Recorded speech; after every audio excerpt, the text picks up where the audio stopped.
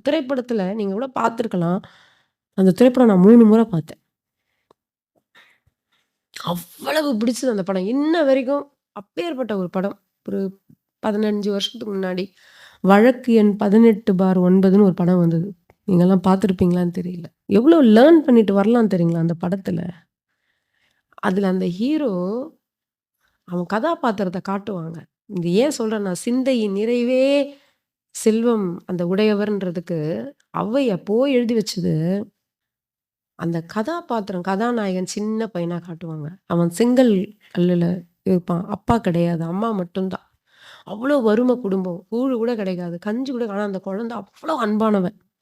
ஏதோ ஒரு கடன் வாங்கிட்டு இருப்பாங்க. அந்த கடன அடைக்க சொல்லி அந்த குழந்தைய அடிமையாக்கிப்பான். அந்த தாய்கிட்ட இருந்து அந்த புள்ளைய பிரிச்சுருவாங்க. அவன் கதறுவான். எதுவும் வேணாம். எங்க அம்மா கூட இருந்தா போதும். அந்த தாய் கூட கூட அந்த குழந்தையால இருக்க முடியாது. அப்பா இல்ல. அது ஏதோ ஒண்ணு அன்பு காட்டும். அதுங்க 2ம் அந்த இருக்கிற அந்த பழையத எடுத்து 2ம் சாப்பிட்டு அப்படி இருக்கும் அந்த காட்சியே நமக்கு. கண்ணு கலங்கும். ஆனா அத கூட அந்த முதலாளி பொறுத்துக்க முடியாம, "இத நீ கடன் குடுக்கணும்" அப்படின்னு பொய் கணக்கு சொல்லி, அந்த குழந்தைய வந்து வடநாட்டுக்கு வித்துருவான். அந்த குழந்தை அங்க ஃபோனு கிடையாது, ஒண்ணும் கிடையாது. ஆனா பணத்த அனுப்புவான். அந்த முதலாளி அடிச்சுப்பான். குழந்தை அங்க போய் சம்பாரிச்சு, அது அடிமை இது பண்ணி ஏதோ நடக்கும். அந்த அப்படியே வளர்ந்துருவான். அப்புறம் தப்பிச்சு ஓடி வந்து அம்மாவ பார்க்க வருவான். அம்மா செத்து போயிட்டுருப்பாங்க. அதுக்கு பிறகு அவன யாரோ மீட்டு சென்னைக்கு அனுப்புவாங்க. பணமே இருக்காது அவன்கிட்ட. பசியோட துடிச்சு கெடப்பான். பசியில கெடப்பான். உயிர் பிழைச்சா போதும்னு ஏதோ அந்த முதலாளி கிட்ட இருந்து ஓடி வந்து, அந்த உயிர் பிழைச்சா போதும் அந்த சென்னையில வந்து பசியில துடிச்சு அவன் கெடப்பான். அப்போ ஒரு திருநங்கை பெண்ணு அவன காப்பாத்தி, அவன கொண்டு போய் ஒரு தள்ளுவண்டி அவ்ளோ நல்ல கணவன் மனைவி அவங்க. அவங்கிட்ட வேலைக்கு சேர்க்கும். முதல்ல அவங்க சாப்பாடு குடுப்பாங்க.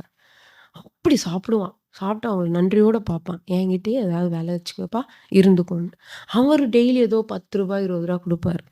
10 அவன் செலவு பண்ணாம, அவன்கிட்ட அது எவ்வளோ சேர்ந்திருக்கும். ரூ. 100வோ, ரூ. 150வோ சேர்ந்திருக்கும். ஃபர்ஸ்ட்டு அந்த பணத்த பார்க்குறான். அந்த காட்சிய பாருங்க. ஃபர்ஸ்ட்டு அத பார்ப்பான். அவனுக்கு எப்படி இருக்கணும் அந்த பணம்? அவன மாதிரியே ஒரு பையன் பசியோட அங்க சின்ன பையன் விழுந்து கிடந்திருப்பான். அவன் எப்படி விழுந்து கிடந்தானோ, அந்த மெட்ராஸ்ல, சென்னையில ஒரு பையன் விழுந்திருப்பான். இவனுக்கு அவன் ஞாபகம் வரும். ஓடி போய் அவன அணைச்சு, உடனே அந்த தள்ளுவண்டிலருந்து சாப்பாடு வாங்கிட்டு வந்து அவனுக்கு குடுத்துட்டு, என்ன பண்ணுவான்? அம்மா, அப்பா பசியோட இருக்காங்க. இந்தா இத வச்சுக்கோ. அண்ணா உனக்கே என்னண்ணா? இவ்ளோ பணத்த வச்சு நான் என்னடா பண்ண போறேன்னுவான். அந்த ஒரு இடம், டேய் நீ தான்டா கோடீஸ்வரன். அந்த ஒரு சீன் தான் சொல்ல வந்தேன். இவன் தான் கோடீஸ்வரன். ஆனா எத்தன பேர் எவ்வளவு இருந்தாலும் இல்ல, இல்ல.